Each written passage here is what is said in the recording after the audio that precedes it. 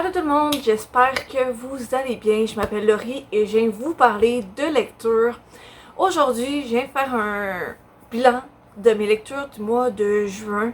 J'ai pas beaucoup eu de temps pour lire, mais j'ai quand même eu le temps de lire 4 livres. Et je viens vous en parler un peu. Ça fait un petit bout que j'ai pas fait de bilan. Fait que j'essaie de justement recommencer à en faire. Ma bibliothèque, ben ça j'ai déménagé, donc puis j'ai pas encore tout fini de ranger mes livres, fait que c'est pour ça qu'il y a comme des grands trous, mais c'est ça, je me lance dans mon bilan, on y va. Donc le premier livre que j'ai terminé en juin, et en fait j'avais commencé, ouais, en mai, j'allais dire avril, mais non, j'ai commencé en mai. Puis j'ai terminé le 1er juin. Puis ça tombait bien. C'est The Lesbiana's Guide to Catholic School de Sonara Reyes. Et pourquoi je dis que ça tombe bien, c'est que justement, ben, par le titre, si vous ne l'avez pas deviné, la personnage principale, elle est lesbienne.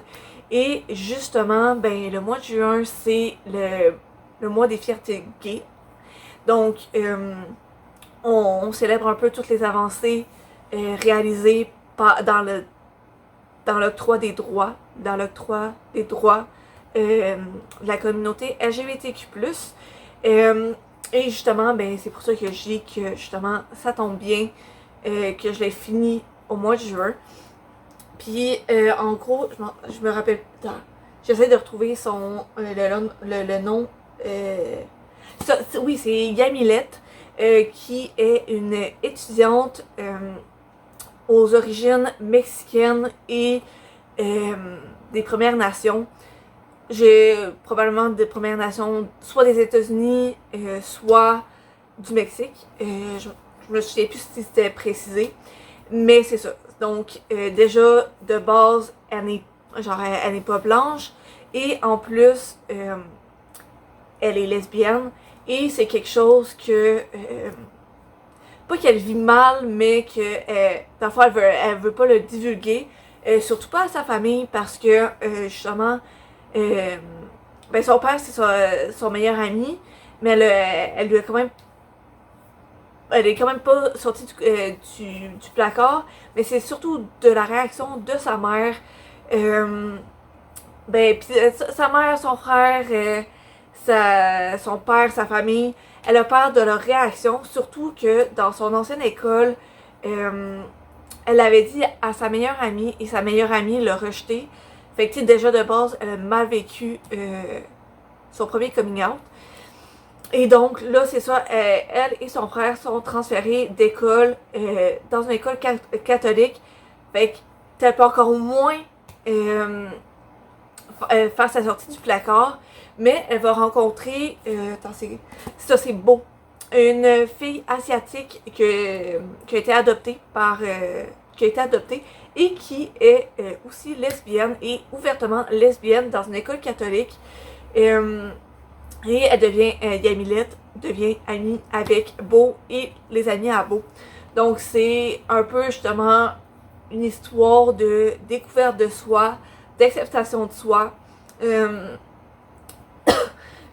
Ben ça, j'ai vraiment aimé ce livre-là parce que j'ai pas comme trop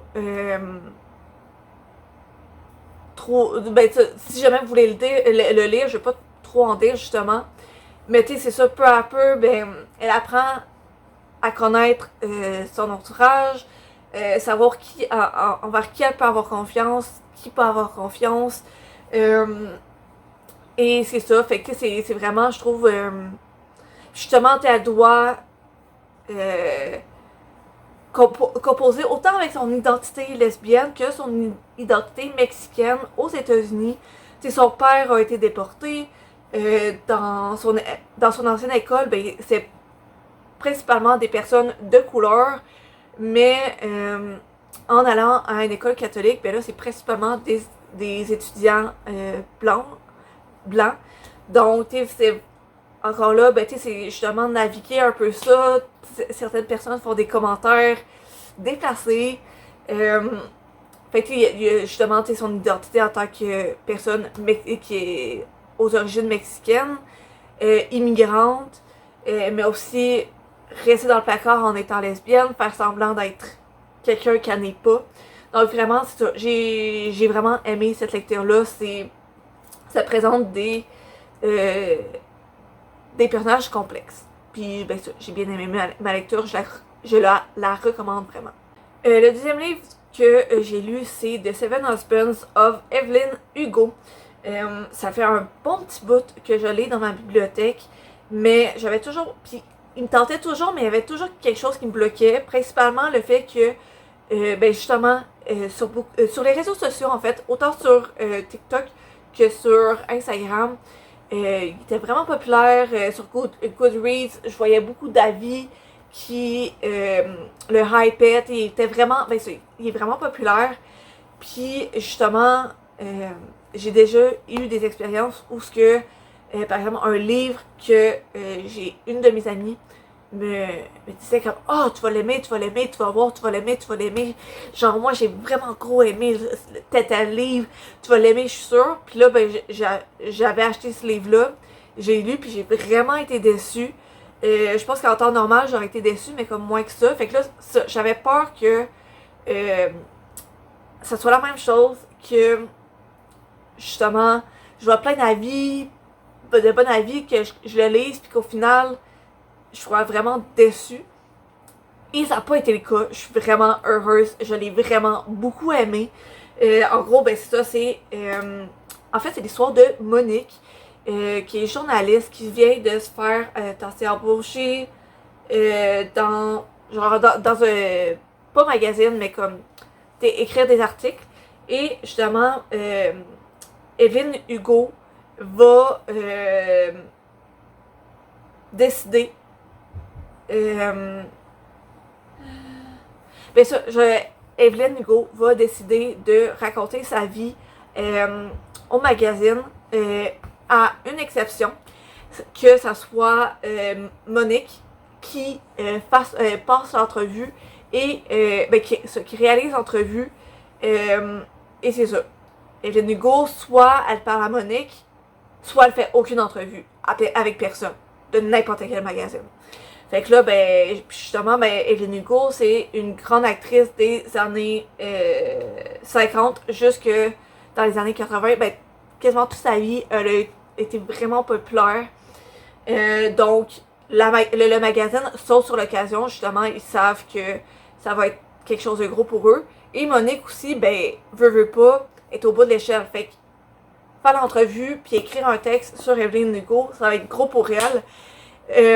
Mais plus on avance dans l'histoire, plus on se demande pourquoi est-ce que Evelyn voulait que ce soit absolument Monique qui fasse son entrevue. Donc pendant qu'elle nous raconte, qu'Evelyn nous raconte justement sa vie et le pourquoi du comment elle a eu cette mari, ben on comprend la complexité de son personnage et du lien qui la lie avec Monique.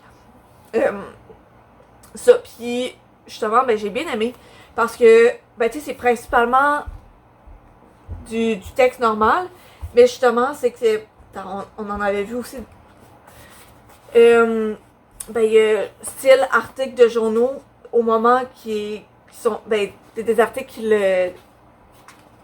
c'est ça, articles de journaux qui sont genre qui rapportent un peu la vie d'Evelyn Hugo, fait que ça fait genre style un peu différent. Mais aussi, ce qui est intéressant, c'est que c'est comme divisé en parties, puis à chaque fois qu'elle marie qu'elle marie quelqu'un de nouveau ou qu'elle rentre en relation avec un nouvel homme, on va dire, avec un nouveau mari, ben justement, ben ça va être une nouvelle partie. Fait que ça, je trouvais ça vraiment intéressant comme concept. Fait que c'est ça. Genre pour ce livre-là, encore une fois, j'ai vraiment beaucoup aimé. J'ai aussi lu L'Or Olympus, le volume 4. C'est la suite de la série de comics, en fait. C'est l'histoire de Perséphone et Hadès. Genre, j'ai lu le premier, deuxième, troisième, évidemment. J'ai été dans ma bibliothèque, puis j'ai vu à la librairie où ce que je travaille que justement le quatrième était sorti, fait que je suis comme, je l'avais déjà regardé quand il sortait, mais je me rappelais plus la date. Fait que quand j'ai vu qu'on l'avait, je suis comme, ouh, je le prends, je le mets de côté, puis je l'achète à ma pause. Puis encore une fois, j'ai aimé les images, je les trouve, pourquoi je les trouve tellement belles là, comme les couleurs, genre, tu sais, c'est vraiment pour les dessins, genre, ben l'histoire aussi, je la trouve intéressante, mais comme, tu sais, regardez ça comment, je sais pas, les images, je les trouve vraiment belles, puis c'est principalement pour ça que j'ai lu. C'est ça, je trouve ça beau, je trouve ça cute. L'histoire entre Hadès et Perséphone, ben, j'aime l'approche que prend l'autrice. Fait que, ouais, genre, je vais pas plus m'embarquer là-dedans, parce qu'il y a pas grand-chose à dire, en fait. Mais ça, je me suis déjà réservé le cinquième, parce que je sais qu'à ma job, on va le recevoir.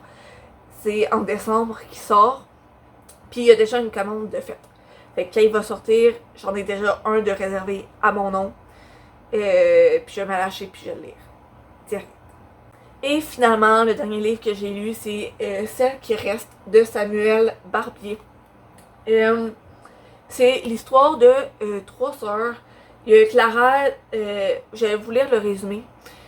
Clara est l'aînée, la sage, l'exemple à suivre, celle qui fait tout comme il se doit, quitte à graisser des dents en se forçant à sourire.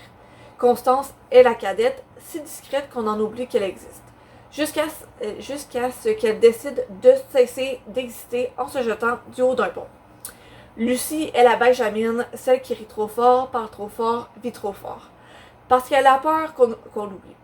Mais il y a aussi Marielle qui, elle, n'a ni sœur, ni frère, ni enfant, tout juste un vieux chien obèse. Celle qui a consacré sa vie aux autres pensait arriver au bout de son chemin dans l'indifférence, jusqu'à ce qu'un ange vêtu d'un manteau rouge se jette d'un pont juste devant elle et remette tout en question. Donc, globalement, j'ai bien aimé l'histoire. Vraiment, ben c'est ça, on suit principalement justement Clara et Lucie qui perdent en fait leur sœur, Constance. On a quelques chapitres sur Constance aussi, sur son point de vue. Puis en gros, c'est ça, c'est Marielle, ben, ça le dirait dans le résumé, fait que c'est pas un spoiler. Mais ça, c'est Marielle qui, en prenant une marche avec son chien, elle va voir Constance décider de cesser d'exister. Puis Marielle, de son côté, ça va la porter à comme grandir un peu, malgré son vieil âge, elle est rendue une personne âgée. Mais c'est que sur les faits, elle aurait aimé ça, faire plus que appeler les secours.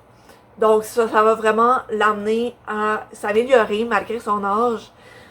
Puis Clara et Lucie, de leur côté, ben justement, encore une fois, ce que j'ai aimé dans ce livre-là, c'est que il y avait aussi le livre était aussi séparé en parties, fait que le choc, la douleur, ben non, c'est. Puis ça, ben, c'est le choc, la douleur, le déni, la marchandisation, la colère. Entre ça, tu sais, les 5 étapes, ben toutes les étapes du deuil, en fait, on les voit à travers le livre, puis c'est ça les parties. Puis c'est ça que j'ai apprécié parce que justement, on le voit de deux perspectives différentes. On a Clara qui est justement, dans le fond, elle essaie de pas vivre ses émotions parce que justement, elle est toujours en contrôle. Puis c'est ça qui l'aide à avancer jusqu'à temps que ça craque, que sa carapace craque et qu'elle soit plus capable de comme rester stricte puis genre mettre de côté ses émotions. Puis Lucie, tant qu'elle, ben justement, ben tu sais, c'est comme, tu sais, elle est vraiment plus dans ses émotions, pis elle comprend pas trop comment sa soeur Clara arrive à genre pas pas vivre toutes ces émotions. Mais les deux sœurs vont quand même rester une avec l'autre, puis comme vont se souvenir là-dedans parce que veut pas. Ils vivent la même expérience de perdre leur sœur, mais juste de façon différente. Puis en gros, c'est ça que je veux dire, que genre, de voir deux perspectives du même processus. C'est ça que je veux dire. Fait que c'est pas un coup de cœur, mais genre, pour vrai, c'est vraiment touchant comme lecture. Puis, tu sais, c'est pas un gros livre, fait que ça se lit super bien. C'est genre. Ouais, à peine plus que 220 pages. Fait que c'est ça se lit super bien. Il me semble que je l'avais lu en à peine plus que 24 heures. Fait que c'est ça se lit vraiment, vraiment bien. C'est les 4 livres que j'ai lus durant mon mois de juin. J'aurais aimé ça plus d'en lire parce que mon objectif de l'année, c'est d'en lire 100. Je suis rendue à 45 dans ce coin-là, incluant les lectures que j'ai faites jusqu'à maintenant en juillet. Fait que j'ai. La moitié de l'année est déjà dépassée. Puis j'ai pas encore atteint la moitié de mon objectif. Mais c'est quand même, je trouve que c'est quand même un beau bilan, un livre par semaine. Surtout que j'en ai 2 qui sont en anglais. Puis, bien évidemment, ma langue maternelle n'est pas l'anglais. Fait que je trouve ça bon. Comme la moitié en anglais, la moitié en français. Attends, je pense que. Ben, même pas. Genre, même Laure Olympus est en anglais. Fait que 3 lecteurs en anglais, puis 1 en français. Fait que c'est quand même un bon quota. Mais c'est ça. Donc, c'est ça mon bilan du mois de juin.